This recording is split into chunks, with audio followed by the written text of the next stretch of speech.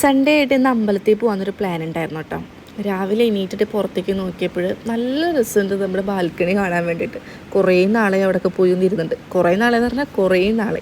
അപ്പോൾ രാവിലെ തന്നെ ഒന്ന് പുറത്തിരുന്ന് നോക്കി, കണിക്കൊന്നയാണെങ്കിൽ പൂത്തുക. ഇതൊന്നും വിഷുവിന് നമുക്ക് കിട്ടില്ല കേട്ടോ. വേഗം തന്നെ കുളിച്ച് റെഡി ആയിട്ടുണ്ട്. ഒരു ഗ്ലാസ് ചായ ഒക്കെ കുടിച്ചിട്ടാണ് പോണത്. അതായത് നിഖിലിൻ്റെ മുണ്ട് വലിച്ചു കൊടുക്കുകയാണ് കേട്ടോ.